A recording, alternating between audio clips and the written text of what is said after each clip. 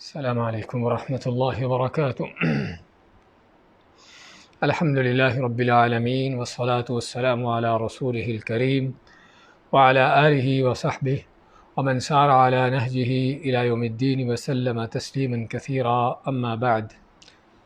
ہم نے کل آیت نمبر 7 سے درس لیا تھا، ان آیات کو دہراتے ہیں۔ اعوذ باللہ من الشیطان الرجیم، هو الذی انزل علیک الکتاب منہ آیات محکمات۔ وہ اللہ کی ذات ہے کہ جس نے آپ کے اوپر نازل کیا کتاب کو، یعنی قرآن کریم کو، کہ جس میں اللہ تعالیٰ کا فضل کا بیان بھی ہے اور قرآن کی صداقت کا بھی بیان ہے کہ اللہ کی طرف سے ہے۔ منہ آیات محکمات، کہ جس میں کچھ آیتیں ہیں اور بلکہ اصل آیتیں یہی ہیں جو محکم ہیں، اور محکم ہونے کے معنی کہ جن کے معنی مضبوط ہیں، اس میں کوئی تعویل کی گنجائش نہیں ہے اور بالکل صریح اور واضح ہیں، اور کوئی دوسرا غلط معنی اس میں سے لینے کا کوئی موقع نہیں ہے۔ ہن ام الکتاب، جو اصل کتاب کا حصہ ہے، یعنی اصل قرآن اسی پر مبنی ہے کہ جس میں عقیدے کا، ایمان کا بیان ہے، عبادات کا بیان ہے، اور احکامات ذکر کیے گئے ہیں اور نصیحتیں بیان کی گئی ہیں، ایمان اور کفر کا انجام بیان کیا گیا ہے۔ تو یہ ام الکتاب، اصل کتاب کا حصہ یہ ہیں۔ وَأُخَرُ متشابہات، اور کچھ دوسری آیتیں ہیں جو متشابہ ہیں، اور متشابہ کے معنی کہ جن سے اگرچہ لفظ اور یعنی کہ اس کے جو سیاق و سباق ہے، اس کی ترکیب ہے، اس سے کچھ نہ کچھ اور معنی لیا جا سکتا ہے، لیکن حقیقت میں وہ کیا ہیں، وہ متشابہ نہیں بلکہ محکم ہی ہیں، لیکن اس میں چونکہ دوسرا معنی بھی لینے کی گنجائش مل سکتی ہے کسی بدعتی کو، کسی گمراہ کو، تو اللہ تعالیٰ نے اپنی حکمت سے کچھ آیات قرآن کریم میں کچھ الفاظ اس طرح کے رکھے کہ تاکہ بندوں کا امتحان ہو کہ کون ہے کہ جو تو دو ٹوک واضح اور صریح چیزوں کو لیتا ہے، اس پر چلتا ہے، اور کون ہے جو اس طرح کے متشابہ چیزوں سے، آیتوں یا الفاظ سے جو ہے اپنے گمراہ کن عقیدوں کی دلیلیں ڈھونڈتا ہے۔ اسی فرمایا کہ کچھ دوسری ہیں جو متشابہ ہیں۔ فَأَمَّا الَّذِينَ فِي قُلُوبِهِمْ زَيْغٌ، پس جب کہ وہ لوگ جن کے دل میں ٹیڑھ پن ہے،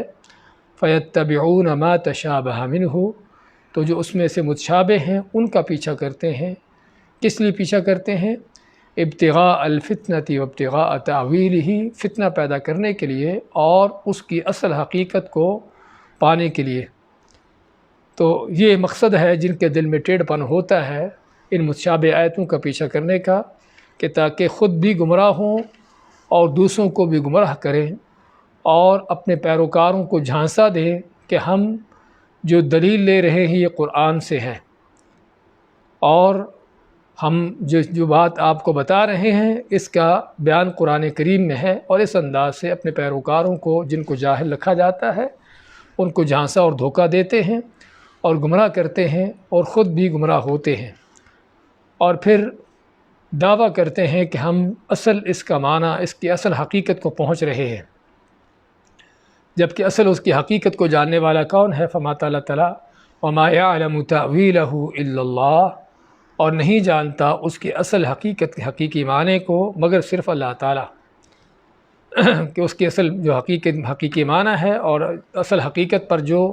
لفظ یا وہ آیت ہے، اس چیز کو، اس حقیقت کو صرف اللہ تعالیٰ ہی جانتا ہے۔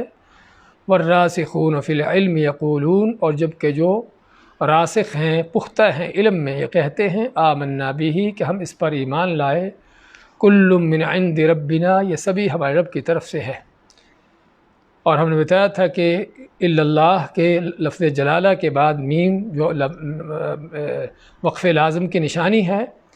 تو یہاں پر کیا رکنا لازمی ہے یا لازمی نہیں ہے؟ ہم کہیں گے وہ معنی کے لحاظ سے ہے۔ اگر تعویل کا معنی اصل حقیقت کیا جاتا ہے تو پھر یہاں پر رکنا ہوگا، اور اگر تعویل کا معنی تفسیر کیا جاتا ہے تو تفسیر اہل علم بھی جانتے ہیں، جو علم میں پختہ ہے وہ بھی جانتے ہیں، تو پھر اس کو آگے لفظ کے ساتھ ملایا جا سکتا ہے۔ تو فرمایا کہ اللہ تعالیٰ نے کہ جو ٹیڑھ پن رکھنے والے لوگ ہیں ان کا انداز کیا ہوتا ہے کہ وہ متشابہ آیتوں کو پیچھا کر کے گمراہ کرتے ہیں اور گمراہ ہوتے ہیں، کہ جب کہ وہ لوگ جو علم میں پختہ ہوتے ہیں وہ کہتے ہیں کہ ہم سبھی پر ایمان لائے، کیونکہ سبھی کے سبھی ہمارے رب اللہ کی طرف سے ہے۔ اور اس سے اس بات کا علم ہوا کہ قرآن و سنت کا پختہ مضبوط علم جو ہے اس کا نتیجہ کیا ہے، اس کا فائدہ کیا ہے، کہ اصل ہدایت اسی پختہ علم میں ہے۔ جو سنی سنائی باتیں، ادھر کی چھوڑی چھڑائی باتیں جو ہوتی ہیں اور جن کی نہ کوئی بنیاد نہ کوئی اس کی اساس، اور جھوٹی باتیں، قصے واقعات، کہانیاں، کہ جو کہ بہت سے گمراہوں کا بدعتیوں کا دین ہوتا ہے، اور اسی وجہ سے ان کے دین کا بھی انداز دیکھا جا سکتا ہے کہ وہ کیا ہے، کہ ہر بدعت کے پیچھے، ہر گمراہی کے پیچھے اور ہر طرح کی جو بھی کوئی شیطانی شوشہ یا ہتھ کنڈا چھوڑا جاتا ہے، یہ لوگ انہی چیزوں کے ساتھ چلنے والے ہوتے ہیں۔ کس لیے؟ کیونکہ علم نہیں ہے، صرف اور صرف جو ہے وہ یعنی کہ متشابہ چیزوں کے پیچھے پڑھ کر سمجھتے ہیں کہ ہمارے پاس کچھ علم ہے، حالانکہ علم نہیں ہوتا۔ اور جس سے معلوم ہوا کہ ضرورت ہے کہ مسلمان کو ہدایت کا راستہ پانے کے لیے، گمراہیوں سے بچنے کے لیے قرآن و سنت کی بنیادی تعلیمات کو حاصل کرنے کی۔ تو ما والراسخون فی العلم، اور جو پختہ ہے علم میں، کہتے ہیں، یقولون کہتے ہیں، آمنا بہ، ہم اس پر ایمان لائے، کل من عند ربنا، سبھی ہمارے رب کی طرف سے ہے، وما یذکر الا اولو الالباب، اور نہیں نصیحت پاتے ان چیزوں سے مگر جو عقل والے ہیں۔ اور الباب جمع لب کی، اور لب اس عقل کو، اس چیز کو کہتے ہیں جو خالص ہو، کہ جو ہر طرح کی فاسد مادوں سے، فاسد چیزوں سے جو ہے ان سے پاک ہو۔ تو جب عقل جو ہے خواہش پرستی سے، بدعات، شرک سے اور طرح طرح کی اس طرح کے اندیشوں سے پاک ہوتی ہے تو اس کو لب کا نام دیا جاتا ہے۔ تو جو عقل پاک ہیں، سلیم ہیں، صحیح ہیں، وہی ہیں کہ جو ان حقیقتوں کو سمجھتے ہیں۔ اب چونکہ دلوں کے ٹیڑھا ہونے کا ذکر آیا اور اس کا انجام بھی بیان کیا کہ دل جب ٹیڑھے ہوتے ہیں تو آدمی کس طرح گمراہیوں کے پیچھے پڑتا ہے اور ہدایت کے رستے چھوڑتا ہے، تو پھر اللہ تعالیٰ ہم کو دعا بھی سکھائی کہ تاکہ ہمارے دل بھی ٹیڑھے نہ ہو جائیں۔ فرمایا ربنا لا تزغ قلوبنا، اے رب ہمارے دلوں کو ٹیڑھا نہ کر دینا، بعد اذ ہدیتنا، اس کے بعد کہ جب تو نے ہمیں ہدایت دے دی، وہب لنا من لدنک رحمہ، اور عطا کر اپنے پاس سے ہمیں رحمت، انک انت الوہاب، بے شک تو ہی ہے بہت زیادہ دینے والا، تیرے سوا کوئی دوسرا نہیں ہے۔ اور جو سب سے بڑی نعمت یہاں پر جس کی طلب کی جا رہی ہے اور جو اللہ سے مانگی جا رہی ہے وہ کیا ہے؟ ہدایت کی نعمت ہے، اور اس ہدایت پر استقامت کی نعمت ہے کہ جس میں دنیا اور آخرت کی سعادتوں کا اس میں راز ہے۔ تو یہ ہے اصل وہ نعمت جو انسان کو اگر مل جائے تو اس کی دنیا آخر سمجھ جاتی ہے۔ اور انک انت الوہاب کے اندر اس بات کا بیان ہے کہ کائنات میں اگر کوئی سب سے بڑھ کر دینے والا ہے، کوئی داتا ہے کائنات کا، تو صرف اللہ ہے، اس کے سوا کوئی دوسرا نہیں ہے۔ اور اس اللہ کے سوا کسی اور کو داتا بنانا، یہی وہ سب سے بڑا شرک ہے، کفر ہے، کہ جس کا کرنے والا دین سے خارج اور مرتد ہے۔ ربنا انک جامع الناس لیوم لا ریب فیہ، اے رب ہمارے، بے شک تو ہے لوگوں کو جمع کرنے والا ایسے دن میں جس میں کوئی شک نہیں۔ ان اللہ لا یخلف المیعاد، بے شک اللہ تعالیٰ نہیں خلاف ورزی کرتا وعدے کی، جس میں قیامت کی یاد دہانی بھی آ گئی ایک مسلمان مومن کے لیے۔ اللہ تعالیٰ نے اگرچہ اس جملے کو یا اس آیت کو دعا کی شکل میں بیان کیا ہے، لیکن ایک مومن مسلمان کو تنبیہ بھی ہے اس قیامت کے دن کی، کہ ایک وہ دن ہے کہ جس دن تم کو اللہ کے سامنے اکٹھے ہونا ہے، اور آدم سے لے کر قیامت تک آنے والے سبھی لوگ جمع ہوں گے ایک ہی میدان میں، ایک ہی جگہ پر، اور پھر وہاں پر حساب کتاب ہوں گے، جزا سزا کا معاملہ ہوگا۔ تو ضرورت ہے اس دن کی فکر کرنے کی، اور فکر کرتے ہوئے صحیح ہدایت کے رستوں کو اپنانے کی، گمراہیوں سے بچنے کی، اور اللہ کے قرآن کے ساتھ بھی چلنے کی، تاکہ اس سے ہدایت حاصل ہو۔ اور ساتھ ساتھ اس میں گمراہ کن لوگوں کے حوالے سے بھی تنبیہ کر دی کہ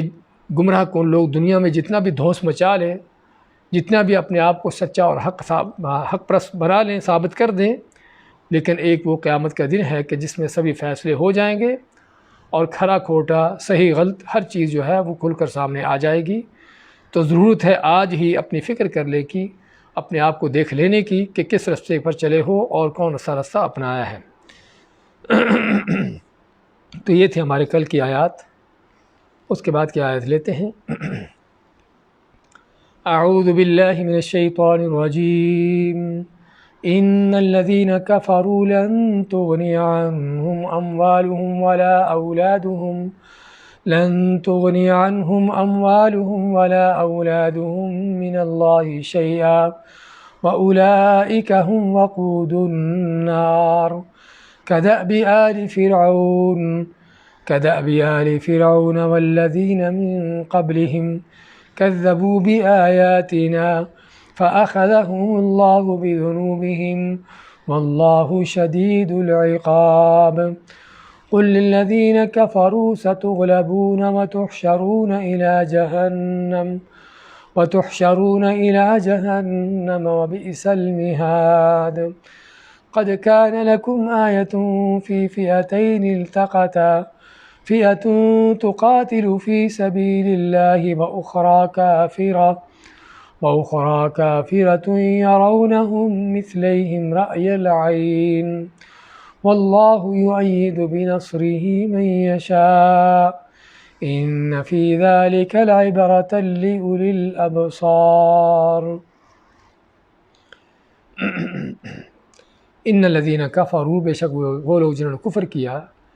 لن تغنی عنہم اموالہم ولا اولادہم من اللہ شیئا،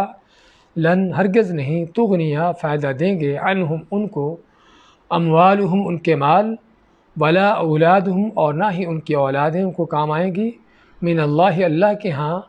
شیئا کچھ بھی، واولئک هم وقود النار اور یہ وہ لوگ ہیں کہ جو کیا ہیں، وقود ایندھن ہیں، وقود کہتے ہیں ایندھن کو،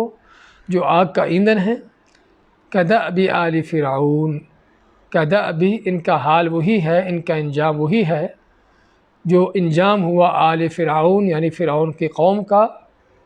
فرعون کے پیروکاروں کا، والذین من قبلہم اور جو لوگ ان سے پہلے تھے یعنی فرعون سے پہلی قومیں، کذبوا بآیاتنا جنہوں نے جھٹلایا ہماری آیتوں کو، فأخذہم اللہ بذنوبہم پس اللہ نے پکڑا ان کو ان کے گناہوں کی پاداش میں، ان کے گناہوں کے سبب ان کی پکڑ کی، ان کو سزا دی، واللہ شدید العقاب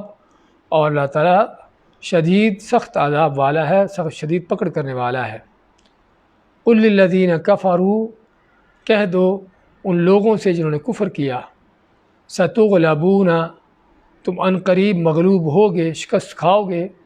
وتحشرون الی جہنم اور تم کو جمع کیا جائے گا، اکٹھا کیا جائے گا جہنم کی طرف، وبئس المہاد اور جو بہت برا ٹھکانہ ہے۔ قد کان لکم آیۃ فی فئتین التقتا قد کانت یقیناً تھا تمہارے لیے، آیۃ نشانی علامت تھی، فئتین دو جماعتوں میں، التقتا جن کا آپس میں مقابلہ ہوا، مڈ بھیڑ ہوئی، فئۃ تقاتل فی سبیل اللہ ان میں سے فئۃ ایک جماعت وہ تھی، تقاتل جو جنگ کرتی تھی، فی سبیل اللہ اللہ کی راہ میں، واخری کافرہ اور دوسری جماعت دوسرا گروہ جو ہے کافر تھا، یرونہم مثلیہم رأی العین، یرونہم ان کو دیکھتے، ان کو آنکھوں سے دیکھتے تھے، رأی العین کے معنی آنکھوں سے دیکھتے تھے، مثلیہم اپنے سے دگنا، یعنی رأی العین یرونہم دیکھتے تھے ان کو، مثلیہم اپنے سے دگنا، رأی العین آنکھوں سے، آنکھوں کے دیکھنے کے اعتبار سے یا آنکھوں کی نظر کے اعتبار سے، واللہ یؤید بنصرہ من یشاء واللہ اور اللہ تعالیٰ یؤید، ایید تائید سے، اور تائید کے معنی کسی کی مدد کرنا، اللہ تعالیٰ مدد کرتا ہے، اللہ تعالیٰ یعنی کہ فتح دیتا ہے، بنصرہ اپنی نصرت سے مدد دیتا ہے، من یشاء جسے چاہتا ہے اس کو قوت دیتا ہے، ان فی ذلک بے شک اس میں ہے لعبرہ عبرت اور سبق ہے، لأولی الابصار ابصار آنکھوں والوں کے لیے، یعنی کہ جو دل کی نگاہیں رکھتے ہیں، دل کی بصیرت رکھتے ہیں، ان کے لیے اس بہت بڑی ایک عبرت اور اس میں سبق ہے۔ آیت نمبر 10 سے 13 تک کی تلاوت اور ترجمہ پیش کیا گیا ہے۔ فرماتا اللہ تعالیٰ ان الذین کفروا لن تغنی عنہم اموالہم ولا اولادهم من اللہ شیئا۔ جب اللہ تعالیٰ نے سابقہ آیتوں میں ذکر کیا قیامت کے دن کا، اور اس سے پہلے ذکر کیا ان لوگوں کا کہ جو ٹیڑھا پن رکھتے ہیں، دلم کے ٹیڑھے ہیں، اور جس وجہ سے وہ ہے گمراہیوں کا پیچھا کرتے ہیں، حق بات کو چھوڑتے ہیں، تو کوئی شک نہیں کہ یہی کفر کا انداز ہے، چاہے وہ کلمے پڑھتے مسلمان کہلاتے بھی ہوں گے۔ تو اللہ فرماتا ہے کہ بے شک جنہوں نے کفر کیا، چاہے وہ کفر کھلا دو ٹوک ہو کسی اور دین کو اپنانے کی شکل میں، یا وہ کفر ہو کہ جو آیتوں کو پھیر پھیر کر ان کو اصل معنی سے ہٹا کر اپنی گمراہیوں پر لگانے کے، اور قرآن کو چھوڑ کر اوروں کے پیچھے چلنے کے، یہ سبھی کفر کے انداز۔ تو اللہ ماتا ہے کہ بے شک وہ لوگ جنہوں نے کفر کیا، لن تغنی عنہم اموالہم ولا اولادہم من اللہ شیئا، ہرگز کام نہ آئیں گے ان کے نہ مال اور نہ ان کی اولادیں اللہ کے ہاں کچھ بھی۔ اور اولادوں اور مال کا ذکر کیا کیونکہ دنیا میں انسان کسی بھی مشکل وقت میں یہ دو چیزیں اس کے لیے بہت بڑا سہارا ہوتی ہیں کہ مال ہے، مال دے کر اپنے آپ کو آدمی چھڑا لیتا ہے، مال دے کر اپنے لیے کوئی نجات کا، کوئی چھٹکارے کا رستہ نکال لیتا ہے، لوگوں کو اپنے ساتھ ملا لیتا ہے، مال سے اپنے لیے فوجیں لشکر تیار کر لیتا ہے، اسلحے مہیا کر لیتا ہے۔ تو اللہ فرماتا ہے کہ یہ کافر لوگ جتنا بھی ان کے پاس مال کیوں نہ آ جائے، ان کے یہ مال ان کے ہرگز کام نہ آئیں گے قیامت کے دن۔ اسی طرح اولاد بھی انسان کا بہت بڑا سہارا ہوتا ہے دنیا کے اندر، اور سابقہ زمانوں میں خصوصاً لوگ کثرت سے اولاد کا ہونا، کثرت سے بیٹوں کا ہونا، اس چیز پر ان کا بڑا فخر ہوتا تھا، کس لیے کہ زیادہ بیٹے ہونا اس بات کی دلیل ہے کہ اس آدمی کی قوت طاقت زیادہ ہے۔ لیکن اللہ فرماتا ہے کہ ان کے یہ مال اور اولادیں ہرگز کام نہ آئیں گی اللہ کے ہاں کچھ بھی۔ اللہ کے ہاں کیا صرف قیامت کے دن یا دنیا میں بھی؟ ہاں دنیا میں بھی، کیونکہ اصل مدد نصرت اللہ کی ہے، اصل جو ہے کسی کی حفاظت اللہ کی طرف سے ہوتی ہے۔ اگر وہ کسی کی حفاظت کرنے پر آ جائے تو دنیا جہان کسی کی مخالف کیا نہ ہو جائے، اس کا کچھ بگاڑ نہیں سکتے۔ اور اگر اللہ تعالیٰ کسی کی مدد چھوڑ دے، اللہ تعالیٰ کسی سے اپنی حفاظت اٹھا لے، تو چاہے دنیا جہان کے لوگ اس کے ساتھ کیوں نہ ملے ہوں، دنیا کے خزانے اس کے پاس کیوں نہ ہوں، اور اولادیں اس کی بیسیوں سینکڑوں کی تعداد میں کیوں نہ ہو، تب بھی کوئی بھی اس کے کام آنے والا نہیں ہے، نہ دنیا میں اور نہ ہی آخرت میں۔ تو اس لیے یہ آیت بیان کرنے کا مقصد کیا ہے؟ ان کافروں کو بھی تنبیہ ہے کہ جو مختلف طرح کے کفر کے انداز یعنی کہ کفر کرتے ہیں، ان کو بھی تنبیہ ہے کہ تم سمجھو کہ تمہارے مال اور اولادیں تم کو بچا لے گی، تمہیں چھڑا لے گی، تمہارے کام آ جائیں گی، یہ کچھ کام آنے والے نہیں ہیں۔ اور دوسری طرف مومنوں اہل اسلام مسلمانوں کو بھی اس بات کی تسلی حوصلہ افزائی ہے کہ کسی کافر کے پاس، کسی بے ایمان کے پاس مال کو، اولاد کو زیادہ دیکھ کر کہیں تم کسی حیرانگی تعجب میں نہ پڑ جاؤ، کسی جو ہے وہ یعنی کہ دھوکے کا شکار نہ ہو جاؤ کہ یہ تو اللہ کے دشمن ہیں، ان کو اتنا مال کیوں ملا ہے، یہ تو اللہ کے دشمن ہیں، ان کی اولادیں، ان کی قوت طاقتیں اتنی کیوں ہیں۔ تو اللہ فرماتا ہے کہ ان کے مال اولادیں کام نہ آئیں گی، بلکہ دوسری آیتوں میں اور بھی ان چیزوں کو کھل کر اور بھی واضح کیا گیا ہے، جس طرح کہ سورۃ توبہ کی 2 آیتیں ہیں کہ جس میں اللہ تعالیٰ فرماتا ہے فَلَا تُعْجِبْكَ أَمْوَالُهُمْ وَلَا أَوْلَادُهُمْ، کہ ان کے مال اولادیں دیکھ کر تم کو کوئی تعجب نہ ہو، تم کسی دھوکے میں نہ پڑ جاؤ کہ بڑی ان کی طاقت ہے، بڑی ریل پیل ہے۔ إِنَّمَا يُرِيدُ اللَّهُ لِيُعَذِّبَهُمْ بِهَا فِي الْحَيَاةِ الدُّنْيَا، یہ تو اللہ تعالیٰ ان بدبختوں کو آخرت سے پہلے دنیا کے اندر ہی ان کو اس مال اور اولاد سے عذاب دینا چاہتا ہے۔ اور یہ وہ حقیقت ہے کہ جو ہم سبھی اپنی آنکھوں سے دیکھتے ہیں کہ کتنے ہی اس طرح کے بدبخت ہیں کہ جو اپنے مال ہی کی وجہ سے ہلاک ہوتے ہیں، ان کے مال ہی ان کی تباہی بربادی کا سبب بنتے ہیں، ڈاکو چور پڑتے ہیں، مخالفت دشمنیاں ہوتی ہیں، اور وہ مال جو انہوں نے جمع کیا ہوتا ہے وہ مال ہی ان کے لیے وبال جان بن جاتا ہے۔ اس طرح اولادیں بھی دیکھا جاتا ہے، اس طرح کے مادہ پرست دنیا دار اور کفر بے ایمانی کے راستے پر چلنے والے لوگوں کی اولادیں بھی ان کے کس طرح سے کام آتی ہیں، کہ کتنے وہ بدبخت ہیں کہ جن کی اولادیں ہی ان کو قتل کرتی ہیں، اپنی اولادوں کے ہاتھوں ہی وہ قتل ہوتے ہیں، مرتے ہیں۔ تو اس لیے فرماتا اللہ تعالیٰ کہ ان کے مال اور اولادیں دیکھ کر تم کو دھوکہ نہ ہو جائے، کسی تم تعجب کا شکار نہ ہو جاؤ کہ یہ کیسے ہو گیا۔ اللہ فرماتا ہے کہ یہ تو ہم ان کو دیتے ہیں دنیا کے اندر، تاکہ آخرت سے پہلے دنیا کے اندر ہی ان کے لیے اس مال اور اولاد سے عذاب ہو۔ اور اسی لیے فرماتا اللہ تعالیٰ انکم وما تعبدون من دون اللہ حصب جہنم، کہ بے شک تم بھی اور جس کی تم اللہ کے سوا عبادت کرتے ہو یہ سبھی جہنم کا ایندھن ہے۔ تو فرمایا ان الذین کفروا، بے شک وہ لوگ جنہوں نے کفر کیا، لن تغنی عنہم اموالہم، نہیں ان کے مال کا کام آئیں گے ان کے مال، ولا اولادہم، ان کے اولادیں، من اللہ، اللہ کے ہاں، شیئن، کچھ بھی، نہ دنیا میں اور نہ آخرت میں، بلکہ آخرت میں جس طرح قرآن کریم کی دوسری آیات میں منظر کھینچے اللہ نے کہ کس طرح انسان دوسروں سے بھاگے گا، حتیٰ کہ اپنے ماں باپ سے بھی، اپنے اولاد سے بھی، بیوی بھائیوں سے بھی، کس طرح ان سے دور بھاگنے کی کوشش کرے گا، بلکہ تمنا کرے گا کہ سبھی اس کے ماں باپ، اولاد، بیوی اور بھائی جو ہے سبھی جہنم میں چلے جائیں، لیکن وہ خود بچ جائے۔ تو یہ ہے ان چیزوں کا حال۔ وَأُولَئِكَ هُمْ وَقُودُ النَّارِ، فرمایا کہ یہ لوگ کون ہیں؟ جہنم کا ایندھن ہیں۔ حصب جہنم، جس طرح دوسری آیت میں ہے کہ جہنم کا ایندھن ہے۔ اور یہاں پر ان لوگوں کے، ان کافروں کو وقود النار کہہ کر نہ کہ صرف ان کی جہنم کی عذاب کی سختی بیان کی گئی ہے، بلکہ ساتھ ساتھ ان کی ذلت، ان کی خواری، ان کی اللہ کے ہاں اہانت، اللہ کے ان کا گھٹیا پن ہونا، اس کو بھی واضح کر دیا گیا ہے، کیونکہ وقود النار کے آگ کا ایندھن، اور سابقہ زمانوں میں خصوصاً آگ کا ایندھن کیا ہوتا تھا؟ وہ ایسی لکڑیاں ہوتی تھیں کہ جو سوائے جلانے کے اور کسی کام کے نہیں ہوتی تھیں۔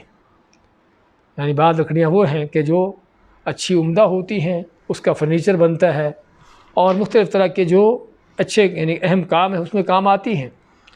اور بعض لکڑیاں وہ ہیں کہ جو اس طرح کی چیزوں کے کام آنے والی نہیں ہوتی، اور سوائے ان کو جلانے کے اور ان سے کوئی دوسرا کام نہیں لیا جاتا۔ تو کوئی شک نہیں کہ یہ لکڑی گھٹیا بیکار ہوتی ہے، اور اسی وجہ سے کسی اور کام آنے کے قابل نہیں ہوتی۔ تو اللہ تعالیٰ ان کافروں بے ایمانوں کو بھی، چاہے وہ دنیا کا بادشاہ بھی کیوں نہ ہو، چاہے فرعون جیسا کوئی طاغوت بھی کیوں نہ ہو، قارون جیسا بڑا مالدار بھی کیوں نہ ہو، ابو جہل جیسا کوئی سردار بھی کیوں نہ تھا، کیسا بھی کیوں نہ ہو، دنیا میں بڑی اس کی عزت ہے، بڑی وقار ہے، بڑی شہرت ہے، دنیا میں اس کے ورڈ آرڈر چلتے ہیں، لیکن اللہ کے ہاں یہ کیا ہیں؟ یہ وقود النار، آگ کا ایندھن ہے، ان لکڑیوں کی طرح ہیں، اور اس خس و خاشاک کی طرح ہیں کہ جس کو جلانے کے کام لایا جاتا ہے۔ تو یہ ان کافروں کی حیثیت اللہ کے ہاں یہ ہے۔ اور دوسری آیات میں اللہ نے اس چیز کو اور بھی واضح بیان کیا ہے۔ سورۃ البینہ میں اللہ نے انہی کافروں مشرکوں کا ذکر کرتے ہوئے کیا فرمایا؟ اولئک ہم شر البریہ، یہ کائنات کی مخلوقات میں سب سے بدترین مخلوق ہیں۔ اگر کہا جاتا ہے کہ گٹر کا کیڑا جو ہے وہ سب سے گھٹیا بدترین مخلوق ہو سکتا ہے، تو اللہ فرماتا ہے کہ کافر اس سے بھی بدتر ہے، کہ جو اپنی گندی غلیظ زبان سے ورڈ آرڈر کے دعوے کرتا ہے، اگر کافر ہے، بے ایمان ہے، تو اللہ کے ہاں یہ گٹر کے کیڑے سے بدتر ہے، کتے سور سے بدتر ہے۔ اور ہمیں یہی ان کافروں کو حیثیت دینا چاہیے جو اللہ نے دی ہے۔ سچا مومن اور صحیح اللہ پر ایمان رکھنے والا اس کے لیے لائق نہیں ہے کہ اللہ نے جن کافروں کو سب سے گھٹیا مخلوق قرار دیا ہے، جن کو وقود النار کا نام دیا ہے، جن کو حصب جہنم کہا ہے، ہم ان کو سر پر اٹھائیں اور ان کو جو ہے چندیائی نظروں سے دیکھیں، ان کو اپنے آئیڈیل بنائیں، یہ کسی مومن کی شان نہیں، کسی منافق کا کام تو ہو سکتا ہے۔ تو اس لیے اللہ ماتا ہے کہ یہ لوگ نہ تو ان کے مال اولادیں کام آنے والی ہیں کسی بھی لحاظ سے، اور بلکہ اللہ کے ہاں یہ ان کی حیثیت آگ کے ایندھن سے اس سے بڑھ کر نہیں، اور واقعی آگ کا ایندھن بننے بھی والے ہیں۔ وَأُولَئِكَ هُمْ وَقُودُ النَّارِ، اور یہ آگ کا ایندھن بننے والے جہنم میں۔ وَقُودُهَا النَّاسُ وَالْحِجَارَةُ، جس کے بعد متعلق ماتا ہے کہ جہنم کیا ہے، کہ جہنم کا ایندھن کیا ہے، اس کا ایندھن پتھر اور لوگ ہیں۔ كَدَأْبِ آلِ فِرْعَوْنَ، ان کافروں کا حال وہی ہونے والا ہے کہ جیسے پہلے فرعون کی قوم کا حال ہوا۔ اور قرآن کریم کی ایک یہ بھی عظمت ہے کہ قرآن جب کسی چیز کا بیان کرتا ہے تو صرف اس کا نظریاتی بیان کر کے نہیں چھوڑ دیتا، بلکہ اس کی حقیقی مثالیں بھی پیش کرتا ہے۔ تو جب اللہ نے کافروں کا حال بیان کیا کہ کافر اصل حقیقت ان کی کیا ہے کہ دنیا میں بڑی ان کی ریل پیل ہوگی، بڑی ان کے سکے چلتے ہوں گے، بڑے ان کے آرڈر چلتے ہوں گے، لیکن یہ سبھی چیزیں ان کے لیے اللہ کی طرف سے عذاب ہیں نہ کہ نعمتیں ہیں، اور کسی کفر پر مر جاتے ہیں تو آخرت میں وہ جہنم کا ایندھن ہونے سے بڑھ کر ان کی کوئی حیثیت نہیں ہے۔ تو یہ بات صرف کوئی کہی جانے والی بات نہیں، بلکہ سابقہ زمانوں میں بھی ایسی قومیں گزر چکی ہیں کہ جو اسی طریقے پر تھیں اور ان کا بھی یہی حال ہوا جو اللہ نے بیان کیا ہے۔ تو ما کدا ابھی کا کے معنی جیسے، اور دب کے معنی ہوتا ہے عادت اور حال، یا دوسرے الفاظ میں ہم کہیں گے کہ جو انجام، ان کا حال بھی وہی ہونے والا ہے کہ جو حال ہوا کس کا؟ آل فرعون، فرعون کی آل کا۔ آل کا لفظ جو ہے ویسے تو یعنی کہ خاص معنی میں ذکر کیا جاتا ہے، استعمال کیا جاتا ہے کسی کی اولاد میں، کہ آل فلان، فلاں کی اولاد۔ لیکن اگر یہ آل کا لفظ کسی ایسے شخص کے ساتھ استعمال ہو کہ جو شخص جو ہے کسی طرح کا قائد ہو، کو بڑا آدمی سمجھا جاتا ہو، چاہے اس کی بڑائی ایمان میں ہو یا کفر میں ہو، چاہے اس کی بڑائی نبوت رسالت کے انداز سے ہو یا فسق و فجور اور کفر بے ایمانی کے اعتبار سے ہو، تو جب آل کا لفظ کسی اس طرح کے بڑے شخص کے ساتھ استعمال ہوتا ہے تو پھر آل سے مراد صرف اس کی اولاد نہیں ہوتی، بلکہ چونکہ بڑا آدمی ہے، سردار ہے، بادشاہ ہے، وہ پیشوا ہے، تو پھر اس کے پیچھے چلنے والے، اس کی پیروی کرنے والے، یہ اس کی آل ہیں، چاہے اس کے خاندان سے ہوں یا نہ ہوں۔ اور اللہ نے قرآن کریم میں کئی ایک جگہ پر فرعون کا پیچھا کرنے والی فرعون کی قوم جو تھی ان کو آل فرعون کا نام دیا ہے، حالانکہ ٹھیک ہے وہ فرعون کی قوم تو تھی، قبطی تھے، لیکن کیا سارے فرعون کا خاندان سے تھے؟ کیا سبھی وہ فرعون کی اولاد تھی؟ نہیں، ایسے قطعی طور پہ ایسی بات نہیں ہے۔ تو لیکن چونکہ وہ فرعون کے منہج پر تھے، اس کے طریقے پر تھے، اس کے کفر پر تھے، اور اس کے کفر میں اس کے پیچھے چلنے والے تھے، تو اس لیے اللہ نے ان سبھی کو آل فرعون کا نام دیا۔ اور اس کے برعکس رسول کریم صلی اللہ علیہ وسلم، آپ کی آل بھی ایک مخصوص معنی میں تو وہ ہیں کہ جو صرف آپ کے خاندان، آپ کی نسل میں سے ہیں، اور عام معنی میں ہر مسلمان، ہر مومن کہ جو آپ کی سنت کی اتباع کرتا ہو، سچے دل سے آپ کی اطاعت کرتا ہو اور صحیح معنوں میں آپ کی لائی ہوئی تعلیمات پر چلتا ہو، وہ کون ہے؟ وہ آپ کی آل میں سے ہے۔ تو اس لیے آل کا لفظ یہاں پر سمجھنے کی ضرورت ہے کہ آل کا معنی کیا ہے۔ تو اللہ ماتا ہے کہ ان کا حال وہی ہونے والا ہے کہ جو حال ہوا آل فرعون، فرعون کی قوم کا۔ اس لیے آل کا معنی یہاں پر قوم کے معنی میں کیا جاتا ہے کہ جو فرعون کی قوم کا حال ہوا، جو فرعون کے پیچھے چلنے والے تھے، والذین من قبلہم، اور ان لوگوں کا حال ہوا جو ان سے پہلے، فرعون سے پہلے تھے، قوم نوح سے لے کر عاد و ثمود، قوم لوط، قوم شعیب، یہ ساری قومیں جن کو اللہ تعالیٰ ہلاک کرتا چلا آیا ہے۔ تو اللہ ماتا ہے والذین من قبلہم، اور جو ان سے پہلے گزرے ہیں، کذبوا بآیاتنا، ان سبھی قوموں نے جھٹلایا ہماری آیتوں کو۔ یعنی کافر کون ہے؟ کافر کی مزید ان کا انجام بھی بیان کر دیا کہ ان کا انجام وہی ہونے والا ہے کہ جو انجام ہوا فرعون کا اور اس سے پہلے قوموں کا، کس طریقے سے قوم نوح کو ہلاک کیا گیا، غرق کیا گیا،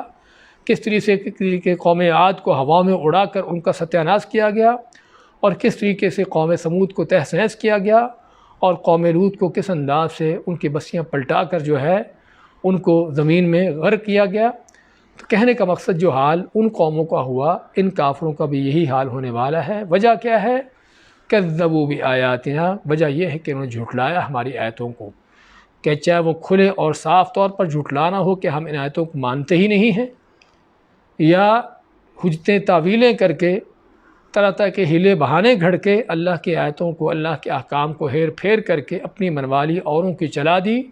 اور اللہ کے حکم کو چھوڑ دیا، یہ سبھی اللہ کی آیتوں کو جھٹلانے کے انداز ہیں۔ تو جنہوں نے جھٹلایا ہماری آیتوں کو، فَأَخَذَهُمُ اللَّهُ بِذُنُوبِهِمْ، تو اللہ نے ان کو آ پکڑا ان کے گناہوں کی وجہ سے، ان کا جو کفر بے ایمانی تھی، اللہ کی آیتوں کو جھٹلانے، ان کا ہیر پھیر کرنے کا جو ان کا انداز تھا، تو اس پر اللہ نے ان کو آ پکڑا۔ واللہ شدید العقاب، اور اللہ تعالیٰ بہت شدید عقاب والا ہے، پکڑ کرنے والا ہے۔ اللہ کی پکڑ، اس کی سزا بہت شدید ہے۔ اور واقعی اللہ کی پکڑ سے، اس سے شدید کس کی پکڑ ہو سکتی ہے؟ ان بطش ربک لشدید، تیرے رب کی پکڑ بڑی ہی شدید، بڑی ہی سخت ہے۔ وکذالک اخذ ربک اذا اخذ القری وہی ظالمہ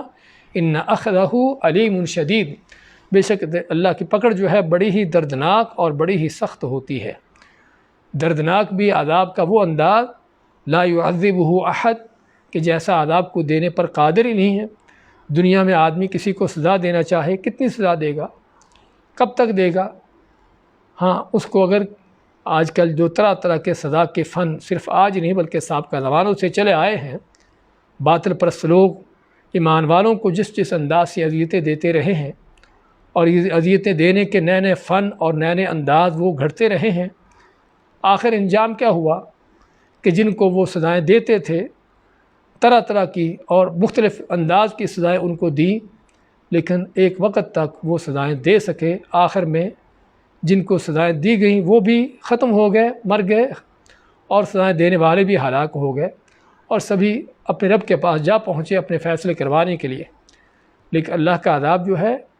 وہ شدید بھی ہے، سخت بھی ہے، ایسا سخت کہ دنیا میں کوئی اس طرح کا عذاب دے سکتا بھی نہیں ہے، اور پھر قائم الدائم بھی ہے، ہمیشہ رہنے والا بھی ہے۔ ہم تو انسانی تاریخ میں دیکھتے ہیں کہ فرض کرو قوم نوح میں، نوح علیہ السلام کی قوم کے جو کافر سردار تھے، انہوں نے نوح علیہ السلام کے اوپر ایمان لانے والوں کو اذیتیں دی ہوں گی، لیکن وہ اذیتیں چند سال سہنے رہے، ان کو برداشت کرنے کے بعد اپنے رب کو جا ملے، اور ہزاروں سالوں سے وہ ختم بھی ہو گئے۔ لیکن اللہ کا جو عذاب ہے، قیامت کے دن کا عذاب ہو یا جہنم کا عذاب ہو، کہ جو کبھی نہ ختم ہونے والا، تو اس لیے فرماتا اللہ تعالیٰ کہ واللہ شدید العقاب، کہ اللہ کی پکڑ سخت جو ہے وہ بڑی ہی شدید ہے۔ اللہ کی پکڑ، اس کی سزا بڑی ہی شدید ہے، بڑی سخت ہے، کہ جس جیسی سختی اور کہیں نہیں ہو سکتی، کہ جس میں مزید تنبیہ ہے اس طرح کے بے ایمانوں کو، اس طرح کے کافروں کو، اللہ کی آیتوں کو جھٹلانے والوں کو، اللہ کی آیتوں کے مقابلے میں اپنی باتیں لانے والوں کو، اوروں کی باتیں کھڑی کرنے والوں کو تنبیہ ہے کہ اس اللہ کی پکڑ سے بچ جاؤ، کہ جس سے شدید پکڑ کو اور نہیں کرنے والا۔ پھر مزید اللہ تعالیٰ نے آپ کے زمانے کے کافروں کو، اور بلکہ قیامت تک آنے والے کافروں کے لیے بھی اور مثالیں پیش کر دیں۔ قل للذین کفروا، کہہ دیجیے ان لوگوں سے جنہوں نے کفر کیا، ستغلبون، پہلا وعدہ تو تمہارے لیے یہ ہے کہ تم مغلوب ہو کے رہو گے، کہ تم شکست کھاؤ گے، کتنی بھی طاقت قوتیں کیوں نہ بنا لو، کتنے بھی اسلحے بم کیوں نہ تیار کر لو، اور کتنی بھی فوجیں لشکر کیوں نہ مہیا کر لو، آخر تمہارا انجام جو ہے وہ شکست ہے، مغلوب ہونا ہے۔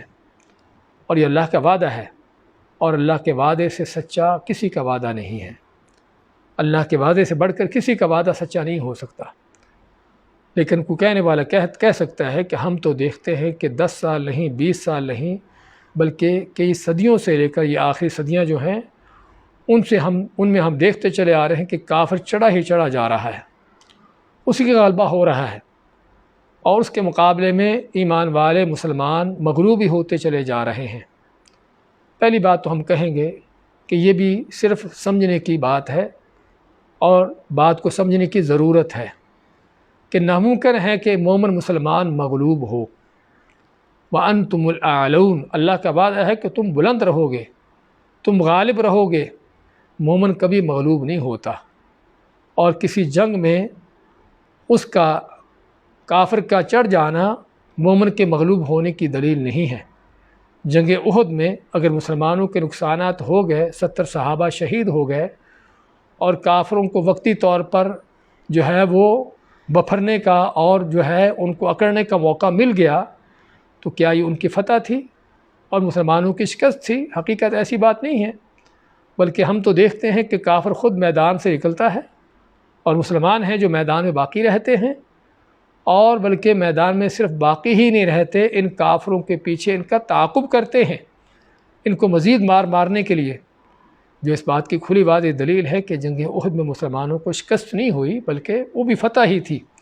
لیکن اس میں جو نقصان ہوا وہ صرف اللہ کی طرف سے ایک سبق تھا جو امت کو دینا تھا،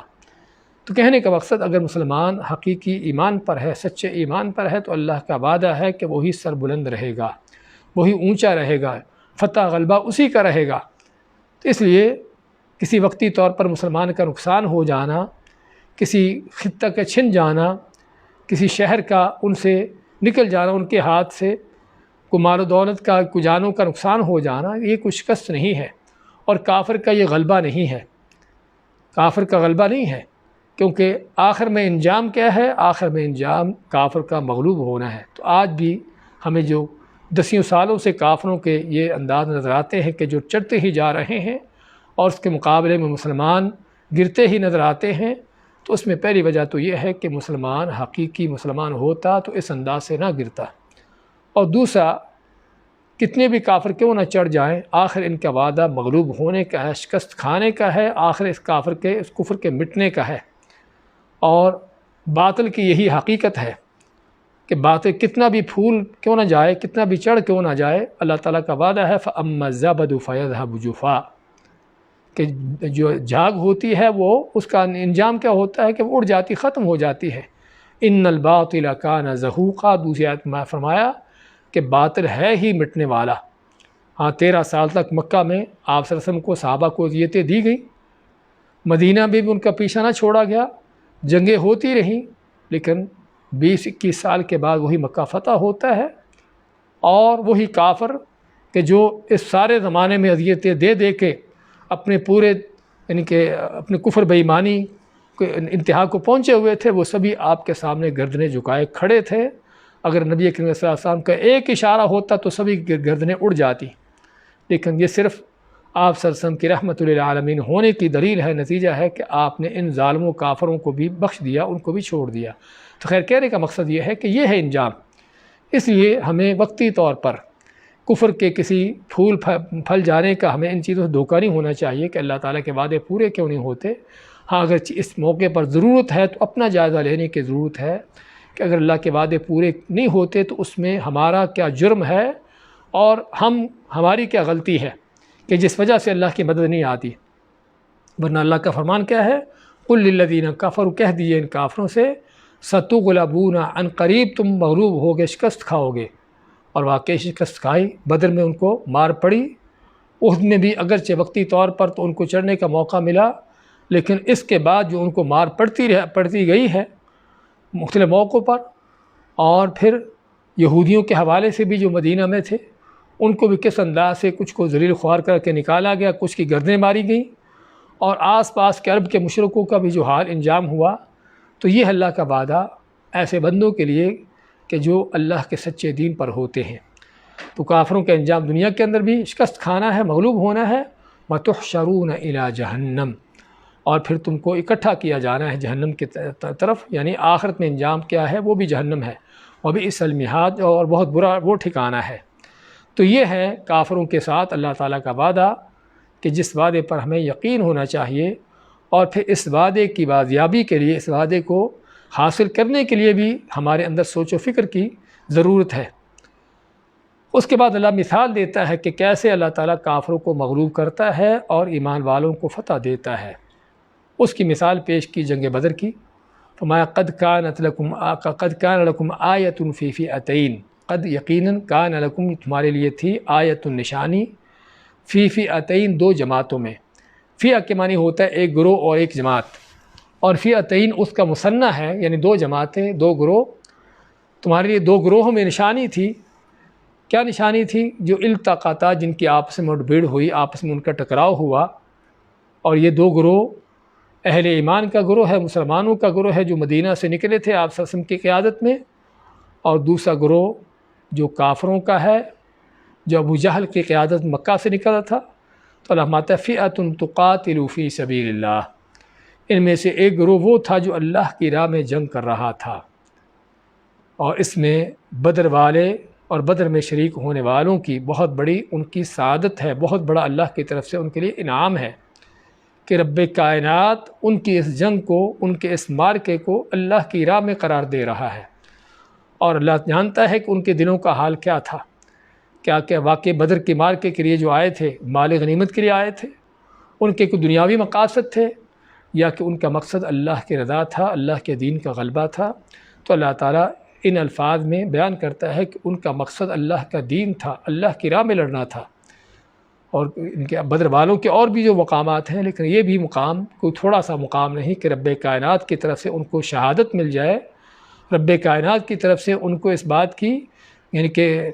کریڈٹ مل جائے کہ واقعی ان کی جنگ اللہ کی راہ میں تھی۔ تو فئۃ تقاتل فی سبیل اللہ، کہ ایک گروہ تھا جو اللہ کی راہ میں جنگ لڑ رہا تھا،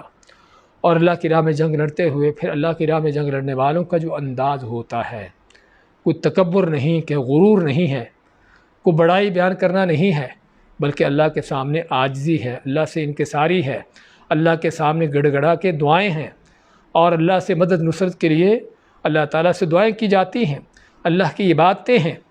جو سبھی صحابہ بھی کر رہے تھے، اور ان میں سب سے بڑھ کر نبی کریم صلی اللہ علیہ وسلم ان چیزوں میں یہ چیزیں کر رہے تھے۔ تو کہنے کا مقصد کہ ان کا اللہ کی راہ میں ہونے کا معنی صرف اور صرف جنگ نہیں، بلکہ اس جنگ کے ساتھ ایک مسلمان کے جو آداب اور جو انداز ہوتے ہیں کہ وہ اللہ کی راہ میں نکلتے ہوئے کس انداز سے اللہ کی مدد پر اس کا بھروسہ ہوتا ہے، اللہ کے ساتھ اس کے تعلق مضبوط ہوتے ہیں، زبان پر اللہ کا ذکر ہوتا ہے، عمل میں اللہ کی عبادت ہوتی ہے، دل میں اللہ کے اوپر پورا یقین و ایمان ہوتا ہے۔ تو اس انداز سے ایک مومن، تو صرف مومن کا جنگ میں نکلنا، میدان میں نکلنا صرف جنگ ہتھیار سے جنگ لڑنا نہیں ہے، بلکہ ایک مومن کے اللہ کی راہ میں نکلنے کے اندر اور بہت سی چیزیں ہیں۔ تو فرمایا کہ فئۃ تقاتل فی سبیل اللہ، کہ ایک گروہ وہ تھا، ایک جماعت وہ تھی جو اللہ کی راہ میں جنگ کرنے والے تھے، وَأُخْرَىٰ کافرہ، اور دوسری جماعت، دوسرا گروہ کیا تھا؟ کافرہ، جو کافر جماعت تھی۔ اور کافرہ کا ایک لفظ ہی ان کی بدماشی، ان کی غنڈہ گردی، ان کی بے ایمانی، یہ ساری چیزیں اس پر وہ دلیل کر رہا ہے کہ وہ کافر کیسے۔ اور واقعی ہی ابو جہل کا لشکر، ان کا حال کیا تھا؟ کفر، بے ایمانی، شرک جو تھا وہ تو تھا ہی، اس کے ساتھ ساتھ ان کا گھمنڈ، ان کا تکبر، ان کا غرور، کہ جس کے بارے میں اللہ پاتا ہے سورۃ انفال میں کہ خرجوا من دیارہم بطرا ورئاء الناس، کہ اپنے گھروں سے نکلے اکڑتے ہوئے، اتراتے ہوئے، اور لوگوں کو دکھاتے ہوئے کہ ہم بڑے طاقتور ہیں۔ اور ابو جہل کیا کہتا ہے کہ ہم بدر جائیں گے، مسلمانوں کو مارے کاٹیں گے اور ناچے گائیں گے، تاکہ عربوں کو پتہ چلے کہ ہماری طاقت کیا ہوتی ہے۔ یہ ہے فرق ایک کافر سپاہی کے اندر، ایک کافر جنگ لڑنے والے کے اندر، اور دوسرے مومن مسلمان کے اس جنگ لڑنے والے کے اندر، کہ مومن مسلمان فتح بھی حاصل ہو جائے، غلبہ بھی ہو جائے، تب بھی اس کی گردن اللہ کے سامنے اور جھک جاتی ہے۔ نبی کریم صلی اللہ علیہ وسلم اس شہر مکہ کہ جہاں پر 13 سال تک آپ کو اذیتیں دی جاتی رہیں، آخر میں اس مکہ سے آپ کو نکلنے پر مجبور کیا گیا، آپ 8 ہجری کو اسی مکہ میں فاتح بن کر داخل ہوتے ہیں، اور ایسی عظیم الشان فتح ملتی ہے آپ کو کہ شاید تاریخ میں اس کی مثال نہ ملتی ہو۔ لیکن آپ کا حال کیا تھا؟ تاریخ بتاتی ہے، سیرت والے لکھتے ہیں کہ آپ کا سر اللہ کی بارگاہ میں اس قدر جھکا ہوا تھا، آپ کی گردن اس قدر جھکی تھی اللہ کی بارگاہ میں کہ آپ کا سر جو ہے سواری کو، اونٹ کو، اس کی گردن کو چھو رہا تھا، اللہ کے سامنے عاجزی انکساری کرتے ہوئے، اللہ تعالیٰ کی اس نعمت پر شکر ادا کرتے ہوئے۔ تو بات کر رہے تھے کہ کافرہ کا لفظ ہی ہم کو معنی دیتا ہے کہ کافر کا انداز کیا ہوتا ہے۔ اگر جنگ لڑنے کے لیے، مارکے کے لیے بھی نکلتا ہے تو اپنی طاقت پر گھمنڈ، اپنی قوت بازو پر اس کا اعتماد، اور ساتھ ہر طرح کی بدماشی، ہر طرح کی غنڈہ گردی، اور ہر طرح کی بدکاری، بے حیائی، فسق و فجور جو اس سے ہو سکتا ہے وہ کرتا ہے۔ اور اس کے مقابلے میں مسلمان اللہ کے سامنے جھکا ہے، اللہ سے مدد کی فریاد کر رہا ہے، اور اللہ کے وعدوں کے اوپر اس کا یقین ہے۔ یہ فرق ہے کافر اور مومن کے اندر۔ فرمایا یرونہم مثلیہم رأی العین،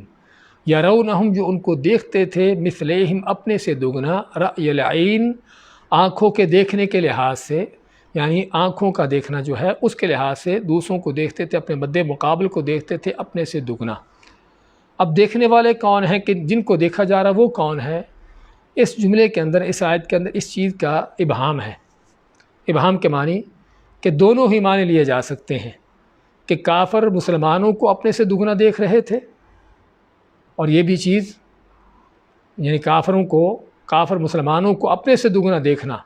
حقیقت میں کافروں کے اوپر بہت بڑا رعب ہے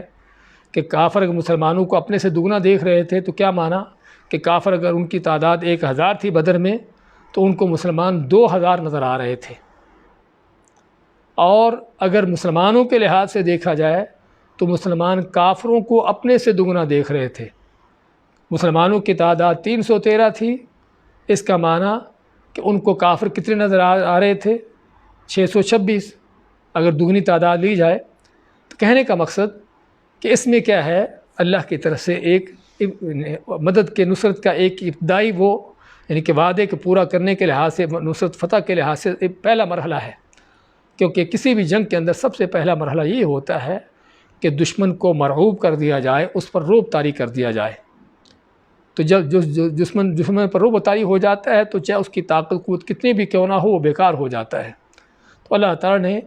سب سے پہلے تو یہ چیز کی کہ ہر جماعت کو اس کے مد مقابل کو دگنا کر کے دکھایا۔ مسلمان کافروں کو اپنے سے دگنا دیکھتے ہیں، حالانکہ ان کے تعداد 1000 تھی لیکن ان کو صرف 600 کے قریب نظر آتے ہیں، اور اس مسلمانوں کی حوصلہ افزائی ہے۔ اور کافروں کو مسلمان حالانکہ 313 تھے، ان کو اپنے سے دگنے یعنی 2000 نظر آ رہے تھے، کہ جس میں ان کے اوپر ایک رعب طاری کرنے کا انداز تھا۔ آگے سورۃ انفال میں چل کر ہم مزید اس کے بارے میں تفصیل بیان کریں گے کہ وہاں پر مزید بھی کچھ تفصیلات آتی ہیں۔ تو مایا اللہ تعالیٰ نے کہ یرونہم مثلیہم، وہ دیکھتے تھے ان کو یعنی اپنے مد مقابل کو، مسلمان کافروں کو اور کافر مسلمانوں کو دیکھتے تھے مثلیہم اپنے سے دگنا، لیکن یہ دیکھنا حقیقت میں نہ تھا، صرف ان کی آنکھوں سے دیکھنے کا جو انداز تھا، ان کی آنکھوں کی جو نظر تھی اس کا صرف اس حد تک تھا، ورنہ حقیقت کچھ اور تھی۔ واللہ یؤید بنصرہ من یشاء، اور پھر اللہ تعالیٰ نے جو وعدہ کیا پچھلی آیت میں کہ کافروں کے بارے میں کہ تم ستغلبون، شکست کھاؤ گے، مغلوب ہوگے، اللہ نے مزید اسی وعدے کی تاکید کرتے فرمایا کہ اللہ تعالیٰ یؤید، قوت طاقت دیتا ہے، تائید کرتا ہے اپنی نصر سے، اپنی مدد سے، نصرت سے، من یشاء، جسے چاہے۔ اور من یشاء کا لفظ اس بات کی دلیل ہے کہ بعض اوقات اللہ تعالیٰ کسی کافر کو بھی وقتی طور پر چڑھا دیتا ہے، جس طرح کہ احد کا واقعہ ہے، وقتی طور پر اس کو بھی فتح نصرت دے دیتا ہے، لیکن کافر کو فتح نصرت دیا جانا اس بات کی دلیل نہیں کہ اللہ تعالیٰ اس کے کفر پر راضی ہے، اس بات کی دلیل نہیں کہ اللہ تعالیٰ اس کے کفر کو پھیلانا چاہتا ہے۔ ہاں، اس کے پیچھے بھی ہم آگے چل کر اسی صورت میں پڑھیں گے 4 پارے میں جنگ احد کی تفصیلات میں، کہ اللہ تعالیٰ نے اگر کافروں کو وہاں پر ایک وقت میں وقتی طور پر جو غلبہ دیا تھا، اس غلبہ بھی دینے کے اللہ تعالیٰ کی کیا حکمتیں ہیں، کیا مقاصد ہیں، کہ تاکہ کافر اور پھلے پھولے اور زیادہ چڑھے اور بدماشی کرے، تاکہ جب بدماشی کرے گا اور زیادہ ابھرے گا اور زیادہ اکڑے گا تو پھر اللہ تعالیٰ کی مار بھی اسی قدر اس پر پڑے گی۔ تو اسی ماتا اللہ تعالیٰ واللہ، اور اللہ تعالیٰ یؤید بنصرہ، تائید دیتا ہے، قوت طاقت دیتا ہے اپنی نصرت مدد سے، من یشاء، جسے چاہتا ہے۔ اور اس میں اس بات کا بیان ہے کہ مدد نصرت اللہ کی مرضی سے ہے، اس کی حکمت سے ہے، جسے چاہتا دیتا ہے، اور جب چاہتا ہے دیتا، جب چاہتا نہیں دیتا۔ ان فی ذلک لعبرۃ لاولی الابصار، بے شک اس میں لعبرہ، لام تاکید کے لیے، یقیناً اس میں عبرت ہے، سبق ہے، نصیحت ہے، لیکن کس کے لیے؟ لاولی الابصار، بصارت والوں کے لیے۔ اور ابصار ویسے تو بصر کی جمع ہے کہ جس کا معنی دیکھنا ہے، لیکن دیکھنا ایک آنکھوں سے دیکھنا ہوتا ہے اور ایک دل کی نگاہیں ہوتی ہیں جس کو بصیرت کا نام دیا جاتا ہے۔ تو ایسی جگہ جہاں پر سبق اور عبرت کا معنی ہے تو ظاہری بات وہ آنکھوں سے صرف عبرت نہیں ہے، وہ عبرت دل سے ہوتی ہے۔ تو اس لیے یہاں پر دل کی بصیرت ہے کہ اس میں اللہ تعالیٰ ہے بہت بڑی عبرت اور سبق ہے، لیکن اس کو حاصل وہی کرتے ہیں، یہ عبرت وہی پاتے ہیں کہ جو واقعی ہی دل کی بصیرت رکھتے ہیں، کہ دل میں جن کی جان بوجھ ہوتی ہے،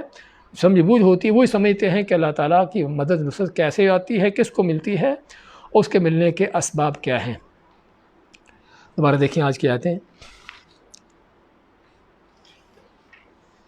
ان الذین کفروا لن تغنی عنہم اموالہم ولا اولادہم من اللہ شیئا،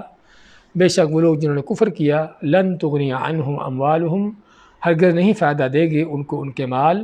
ولا اولادہم، اور نہ ہی ان کے اولادیں، من اللہ، اللہ کے ہاں، شیئا، کچھ بھی، واولئک ھم وقود النار، اور یہ وہ لوگ ہیں کہ جو جہنم کا ایندھن ہیں، کدأب آل فرعون، جیسے حال ہوا، جیسے انجام ہوا فرعون کی قوم کا، والذین من قبلہم، اور جو ان سے پہلے گزرے، کذبوا بآیاتنا، جنہوں نے جھٹلایا ہماری آیتوں کو، فأخذہم اللہ بذنوبہم، تو اللہ نے ان کو آ پکڑا ان کے گناہوں کی وجہ سے۔ واللہ شدید العقاب، اور اللہ تعالیٰ سخت پکڑ والا ہے۔ قل للذین کفروا، کہہ دیجیے ان لوگوں سے جنہوں نے کفر کیا، ستغلبون، ان قریب تم شکست کھاؤ گے، مغلوب ہوگے، وتحشرون، اور اکٹھے کیا جاؤ گے، الی جہنم، جہنم کی طرف، وبئس المہاد، اور جو بہت ہی برا ٹھکانہ ہے۔ قد کان لکم آیۃ فی فئتین التقطا، یقیناً تمہارے لیے نشانی تھی دو گروہوں میں جن کی آپس میں التقطا، مڑبھیڑ ہوئی، آمنا سامنا ہوا۔ فئتن، ایک جماعت تھی، تقاتل فی سبیل اللہ، جو اللہ کی راہ میں جنگ کرتی، واخری کافرہ، اور دوسری جو کافر تھی، یرونہم مثلیہم رأی العین، جو دیکھتے تھے اپنے مد مقابل کو دگنا صرف آنکھوں کی نگاہ سے۔ واللہ یؤید بنصرہ من یشاء، اور اللہ تعالیٰ قوت طاقت دیتا ہے اپنی نصرت سے جسے چاہتا ہے۔ ان فی ذلک لعبرۃ لأولی الابصار، بے شک اس میں عبرت ہے، سبق ہے ان لوگوں کے لیے کہ جو ان کے بصارت رکھتے ہیں اور سمجھتے بوجھتے ہیں۔ بارک اللہ فیکم۔